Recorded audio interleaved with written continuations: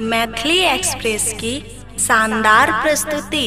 अखन अहाँ सब सुन रहल छी अमजन म्यूजिक की शानदार प्रस्तुति। मिक्सिंग मास्टर आगे खाना बनेगा कि नहीं गे, आगे खाना बनेगा कि नहीं गे। खुशी रिकॉर्डिंग स्टूडियो बलुआहा। खाली कहर चिहगे मोगी हाला, सब कह छोटोला मोहल्ला। खाली कहर चिहगे मोगी हाला, सब कह छोटोला मोहल्ला। बेसी कहर न मोगी तू ता काय काय गे। हेगे मोगी, हेगे मोगी, खाना बनेबा कि नहीं गे मोगी, खाना बनेबा कि नहीं गे। भूख लागल छै देहे गे मोगी, खाना बनेबा कि नहीं गे।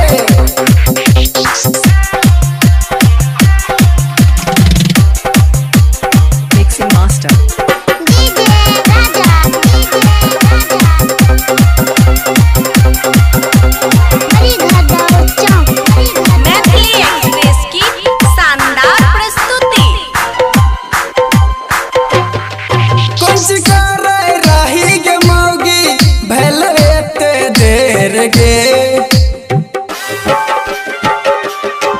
उठली बरका भोरे गे मौगी, तब भैलो अबेर गे। तू तो बुझे नहीं मौगी हमरा साए साए गे।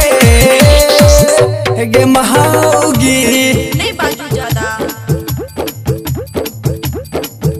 आगे खाना बनेबा कि नहीं गे मौगी, खाना बनेबा कि नहीं गे। भूख लागल छै देहे गे मौगी, खाना बनेबा कि नहीं गे। हेगे मौगी, हेगे मौगी, आगे खाना बनेबा कि नहीं गे।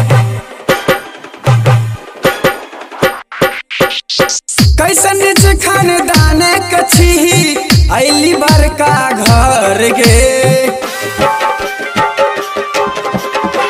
एक राती नहीं छौ तोरा तनिको त डर गे।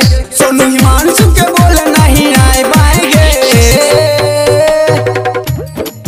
हेगे मौगी, हेगे मौगी, आगे खाना बनेबा कि नहीं गे मौगी, खाना बनेबा कि नहीं गे।